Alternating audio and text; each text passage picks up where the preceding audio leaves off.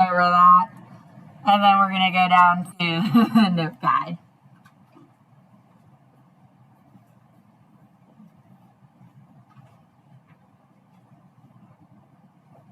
So today we're going to talk about nth roots, where the n stands for the number that goes on our roots. And when we talk about nth roots, we're not talking about actually zeros of a function, we're talking about radicals. So we have a cube root or a square root.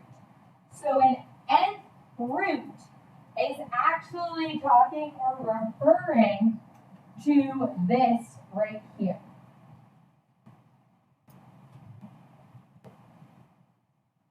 So when finding the square root of a number and squaring a number back in the day, they were considered inverses of each other. When finding a square root and squaring a number, they were considered inverses of each other. When you find the square root of a number a, you must find a number with a square of a. Similarly, raising the inverse of a number to the nth power is the same as finding the nth root. So, for example, the power is 3. The variable x is then to the third power. So what you want to do is figure out what factor multiplies to get to 64 3 times. In this case, it is 4. So it's like the opposite of a perfect square in the sense that we are now going to have multiple numbers. So we would say then that 4 is a cube root of 64. And if you took the cube root of both sides to solve for x, you would get 4. X to the fourth equals 625. Well, the number 5 4 times multiplied together gets you 625. So we say that 5 is a fourth root of 625. Now, if you were solving this left piece over here, then your x value would need to be both 5 and negative 5. Whereas here, it's only the positive 3. So if you were solving the left side, it's positive and negative 5. When you take your root, it is only 5. Because you cannot take the root of a negative number. So again, if you solve this x, it'd be plus or minus 5. Taking the fourth root is just a 5. And then for the last one, I gave you the words, and I wanted us to work backwards to figure out what that meant.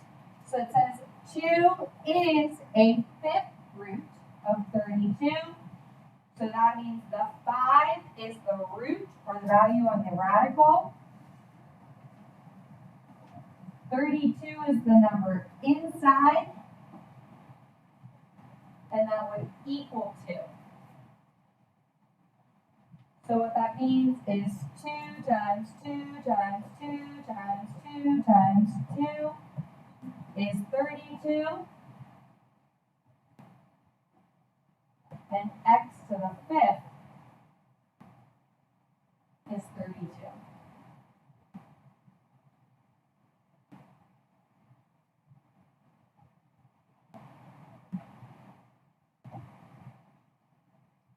So the nth part of nth root stands for the n in front of the radical. The n part of the nth root stands for the n, or the number, in front of the radical. So you have the nth root of some number. We call the number part the radicand. We call the number part the radicand.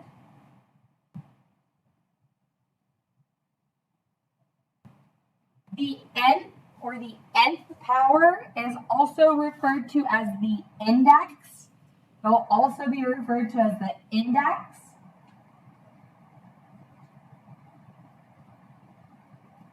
When there isn't a number there, it represents the square root. but the symbol itself is referred to as a radical.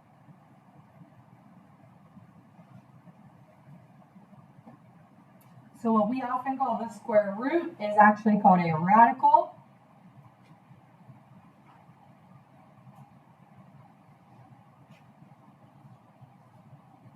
A principal root, which is the examples or the roots I gave you in the table, are when you have an even nth power and you only write down the positive value. So when you have an even n power and you only write down the positive, even though there is also technically a negative.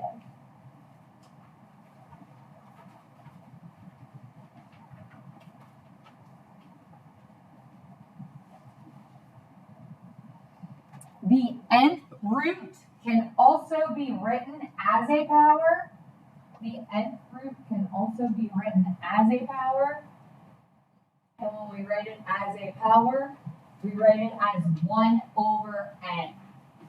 So square roots are not considered polynomials because they have powers that are not integers. They have powers that are not integers. So radicals and nth roots are not considered polynomials.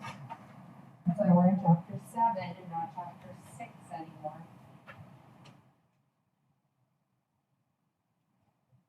Some fun or interesting facts about nth roots. If the index n is even, then the inside value must be positive. And that should make sense. You know that if you take the square root of a negative, you get an imaginary or an I.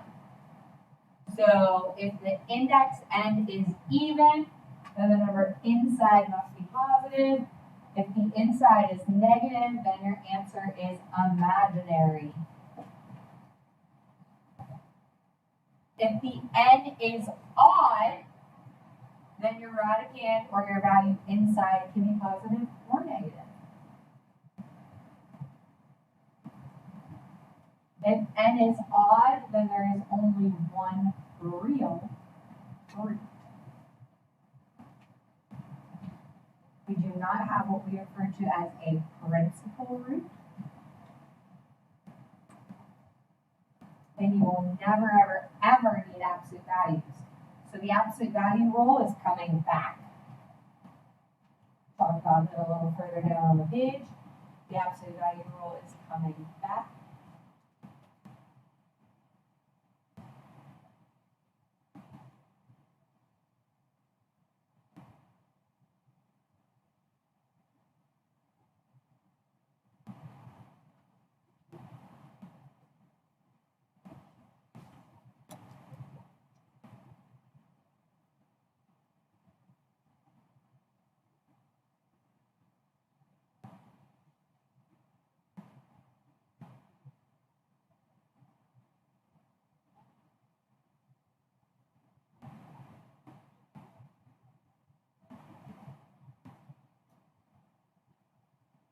So if it says to simplify and they have a plus or minus in front, then that plus or minus stays in your answer.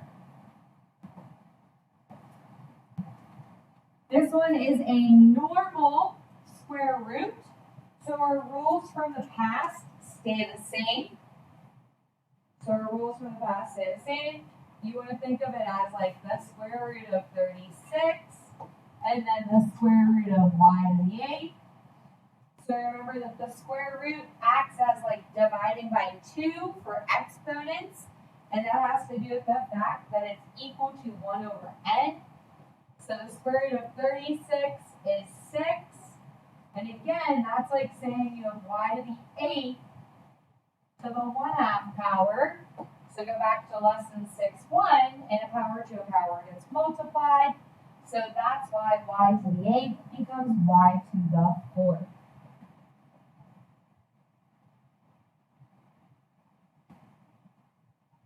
This is even, and then that is even. So no absolute values are needed because everything stays even.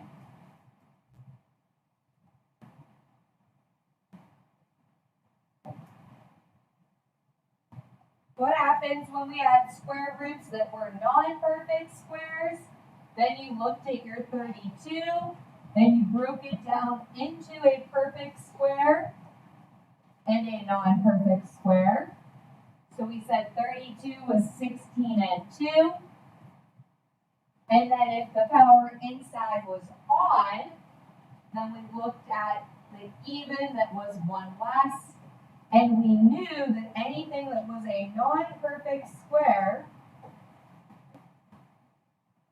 or that extra odd, was going to stay inside my radical. And then we were going to simplify the perfect squares for the outside. So square root of 16 is 4.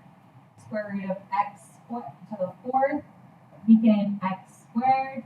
And again, 4 divided by 2 is 2, which is even, so no absolute values needed.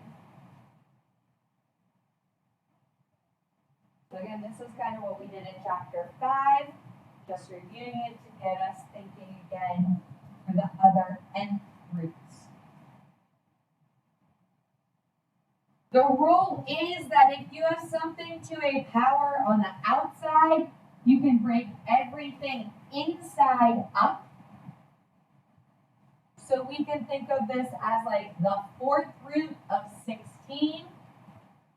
And that's like multiplying by the 4th root of x minus 3 to the 12th.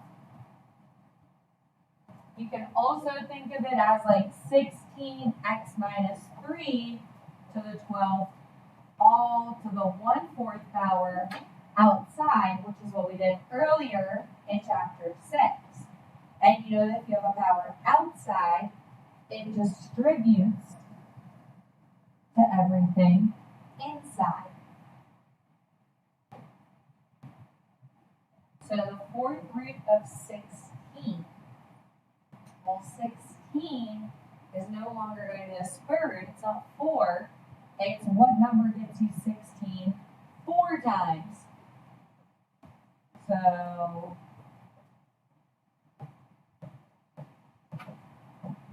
the 4th root of 16 is 2. Because it's what number multiplied together 4 times is 16. So you get 2. To simplify the power, that's like saying 12 divided by 3, or divided by 4, which is 3.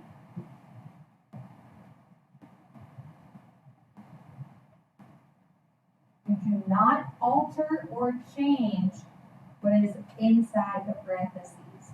You do not alter or change what is inside the parentheses. We do, however, need to think about absolute values and the fact that this is even, and my new power became odd. So you're going to absolute value the x minus 3.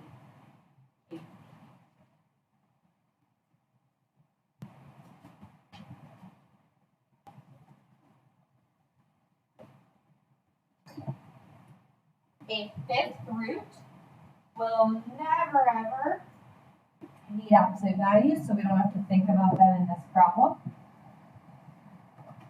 What you want to do though, again, is this number here divides the exponents, because it's the power to the power rule. So that part's easy. 10 divided by 5 is 2.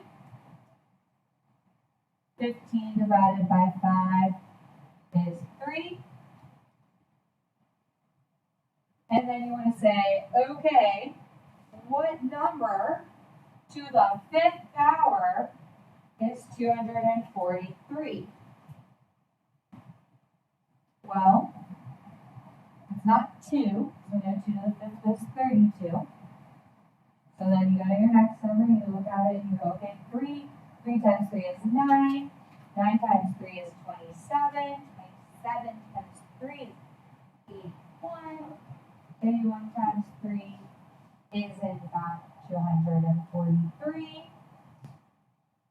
So the fifth root of 243 is 3. Because 3 times 3 times 3 times 3 times 3 is 243. You always know a number is divisible by 3 if you add all the digits, and that number is divisible by 3. So plus 2 plus 4 plus 3 is 9. And 9 divided by 3, 243 divided by 3. That's true for any number when you add up all the digits. So I already referenced in example C, absolute values. We talked about them in chapter 5. You need absolute round values around a variable when you have an even root of an even power that results in an odd power. When you have an even root, so that means that the nth degree here is even. The variable inside, or the number inside, is raised to an even. Then when you simplify it outside, if it becomes odd, you need absolute values. It ensures my answer is non-negative.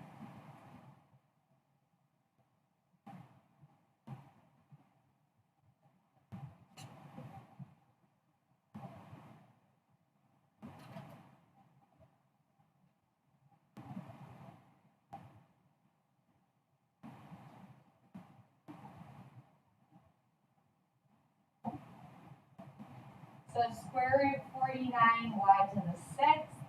Easy, goes back to chapter 5. Square root of 49 is 7. 6 divided by 2 is 3. So again, because if you raise something to a 6th power, it will always be positive. If you raise something to the 3rd power, it could come out negative. You have to put the y cubed in absolute values.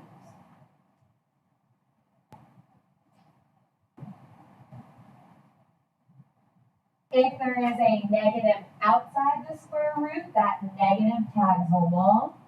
It does not get affected by our absolute values. 14 divided by 2 is 7. So we need absolute values around y plus 7 to the 7. Again, the negative lives outside the absolute value. It is unaffected by the rule, and my answer needs to come out negative because of that negative out in front.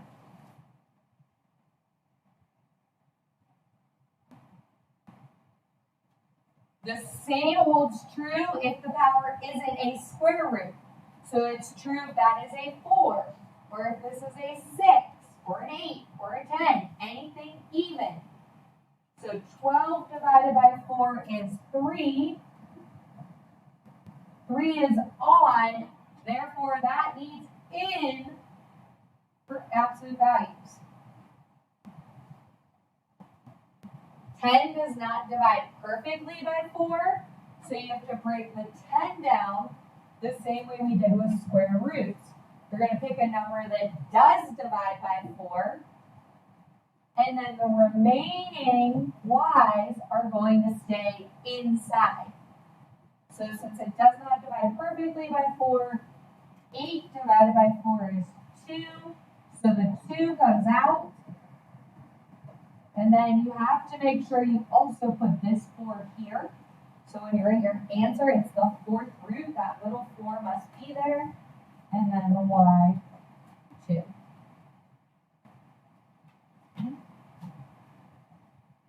So homework is very similar.